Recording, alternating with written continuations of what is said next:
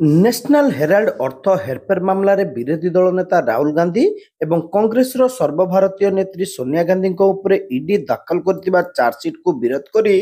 ଅଖିଳ ଭାରତୀୟ କଂଗ୍ରେସ କମିଟି ଓ ପିସିସି ସଭାପତି ଭକ୍ତଚରଣ ଦାସଙ୍କ ନିର୍ଦ୍ଦେଶ କ୍ରମେ ଜିଲ୍ଲା କଂଗ୍ରେସ ପକ୍ଷରୁ ବିଏସ୍ଏନ୍ଏଲ୍ କାର୍ଯ୍ୟାଳୟ ସମ୍ମୁଖରେ ବିକ୍ଷୋଭ ପ୍ରଦର୍ଶନ କରାଯିବା ସହ ବିଜେପି ସରକାରର ହାତବାରିଶି ସାଜିଥିବା ଇଡି ଉପରେ ବସିବା ସହ ବିଜେପି ସରକାରକୁ ନିନ୍ଦା କରାଯାଇଛି। एने जिला कांग्रेस सभापति संजीव गिरी नेतृत्व में अनुष्ठित होता विक्षोभ प्रदर्शन में गतकाली सोनिया गांधी और राहुल गांधी उपर जो मिथ्या मोकदमा अति निंदनीय बोली कहिथिले। जो मोकदमा को कोर्ट दुईथर नाकच कर सारी एपरिक मिथ्या मोकदमा आड़ चार्जसीट दाखल करा ता विरोध में सारा भारत वर्ष में प्रत्येक केंद्र सरकार कार्यालय सम्मुख में विक्षोभ प्रदर्शन करा जाउची। यह एक संपूर्ण मिथ्या मोकदमा जार किसी मूल्य नहीं ताकू केवल सोनिया गांधी एवं राहुल गांधी को अपमानित करा जाउची बोली से माने अभियोग करिसेंती। चलित मास 9 और 10 तारिख में कांग्रेस अधिवेशन गुजरात रे होइतिबा बेले एवं 12 तारिख में कांग्रेस संपत्ति को ईडी जबत करुची। एपरिक 15 तारिख में सेमानक नाम मिथ्या मोकदमा चार्जसीट दाखल करा जाइतला। केवल राहुल गांधी को चुप करबा एवं अदानी और अंबानी को बचाइबा सहित गुजरात रे बीजेपी शोचनीय पराजय को एड़ाइबा सह सेमानक डर रे बीजेपी एभली मिथ्या मोकदमा चार्जसीट दाखल करुची बोली कहिसेंती। एहा छड़ा एहा विरोध में जोरसोर संग्राम करा जिबा सह बीजेपी रो एकछत्रवाद को बरदास्त करा जिबो नहीं बोली से कहिसेंती। एही विक्षोभ कार्यक्रम रे बहु कांग्रेस कर्मी उपस्थित थिले। अखिल भारतीय कांग्रेस कमिटी निर्देश एवं आम पीसीसी सभापति भक्तचरण दास निर्देश गतकाली जो भली भाव माननीय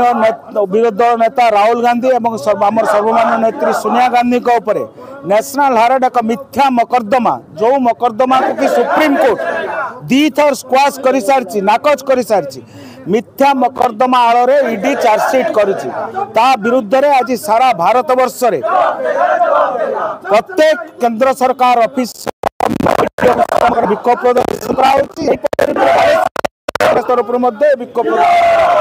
एक संपूर्ण मिथ्या मोकद्दमा जो मोकद्दमार बेसिस किसी नहीं ताकू आज राहुल गांधी और सोनिया गांधी को हरास करने चार्जसीट दाखल कर आपण माने क्रोनोलॉजी को बुझंतु 9-10 एई मास 9-10 रे कांग्रेस रो अधिवेशन गुजरात रे हला। 12 तारिख दिन कांग्रेस रो संपत्ति को जब्त करुची ईडी। 15 तारिख दिन राहुल गांधी और सोनिया गांधी को चार्जसीट कराउची ईडी द्वारा एक मिथ्या मोकद्दमा केवल राहुल गांधी को चुप करने अदानी अंबानी को बचाइबा एवं गुजरात रे तांकर शोचनीय पराजय को एड़ाइबा राहुल गांधी जो शपथ नहीं बीजेपी को उद्घाटन करेंगे यही डर रे माने राहुल गांधी को सोनिया गांधी को चार्जसीट कर बोली जाउछंती राहुल गांधी साबरकर नुहे ना से क्षमा मारिबार अच्छी ना राहुल गांधी डरिबार अच्छी ना गांधी परिवार डरिबार अच्छी ना ओडिशा कांग्रेस डरिबार अच्छी ना भक्तचरण दास डरिबार अच्छी ना बालेश्वर जिला कांग्रेस डरिबार अच्छी। संग्राम प्रबल मात्रा चाहिए एवं बीजेपी रो एतादृश एकछत्रवाद नीति को बर्दाश्त करा जिबा।